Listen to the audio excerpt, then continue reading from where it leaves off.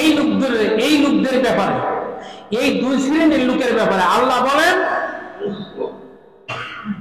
যে পিষ্টকারীতে তারা নিক্ষিপ্ত হবে।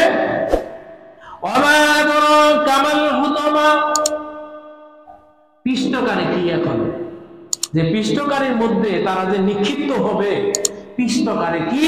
আল্লাহ রাব্বুল আলামিন পিষ্টকারী হচ্ছে আগুনের কুণ্ড। এই শ্রেণীর লোক আগুনের কুণ্ডের মধ্যে নিক্ষিপ্ত হবে। কোন শ্রেণীর মুরব্বী? কোন শ্রেণীর?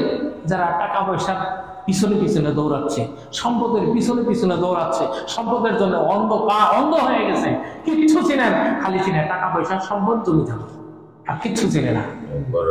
আরেক লোক পর নিন্দাকারী, ও ওর কামই হইল পর নিন্দা না করলে ওই থাকতে পারে না, সারাদিন ওর কাজে হলো পর নিন্দা। তাহলে এরা হুতামাতে নিক্ষিপ্ত হবে। হুতামা কি? ওই হুতামা হলো আগুনের একটা কুণ্ড, আগুনের গর্তের মধ্যে হবে তাদের জায়গা। নারুল্লাহিল মুকাদা, এরা তাও কোন আগুন? আল্লাহ বলেন যে আগুনের কুণ্ডের মধ্যে আগুন প্রজ্বলিত জ্বলতেছে, দাও দাও করে জ্বলতেছে। দুনিয়ার আগুন এর চাইতে জাহান্নামের আগুন আরো 70 গুণ তেজ বেশি। এটা হলো 1 গুণ, আর 69 গুণ, এই হলো মোড়ের 70 গুণ তেজ। দুনিয়ার আগুনের চাইতে আরো 69 গুণ তেজ বেশি। দুনিয়ার আগুন হলো লাল লাল, আর আখিরাতের আগুন হলো কালো কুচকুচা। কিভাবে?